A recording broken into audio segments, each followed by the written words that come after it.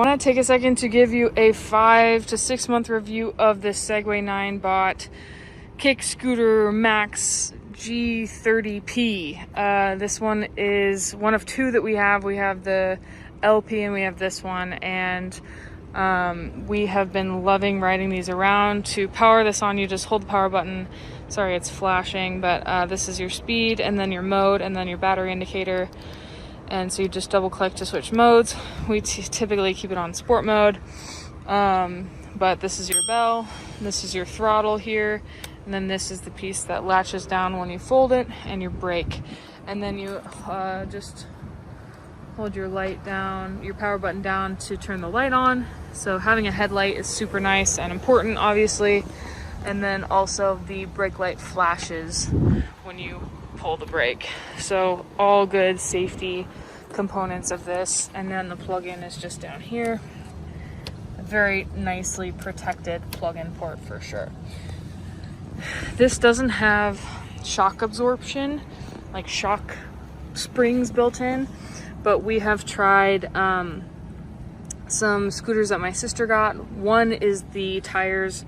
They're both of those are tires that don't have air, so you can't pop your tires, whereas this one has tubes in the tire that if you ran over glass or something that you could pop.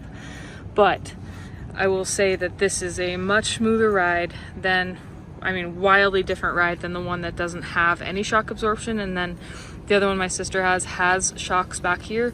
This is still a smoother ride than that one that doesn't have air in the tire with shock absorbers.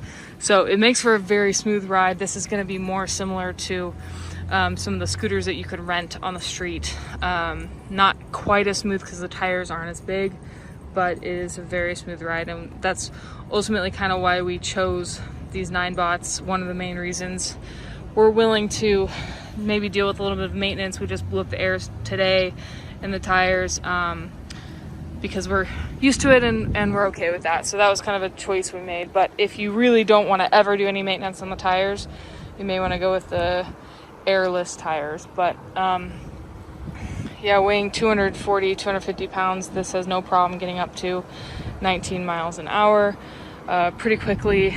Really fast brakes, fast acceleration. One of the nice things about these is that you do have to kick your foot off to start the throttle.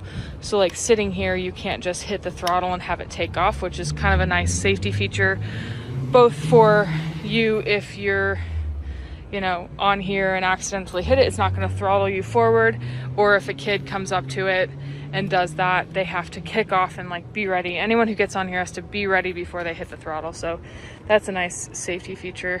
In general, this has been such a fun tool of transportation to have around, and it does fold, which is nice. So we are able to get to more restaurants that it's just out of walking distance, because we can fold it. You just pop that out, pop that down, and it just pops on right like that, and then you can carry it. It is quite heavy, but it's heavier than some of these other ones because most of this is made of metal. But having the ability to fold it down and have it next to a table in a restaurant or something, so that it's not this whole thing kind of in a restaurant, that would feel a bit awkward. So we've done that plenty of times, and that's super nice to be able to do that. But don't expect to be able to carry this around with you all day. It weighs a lot, but carrying it upstairs, carrying it up into a doorway to a friend's house or something, totally manageable. Yeah, this thing has just been awesome.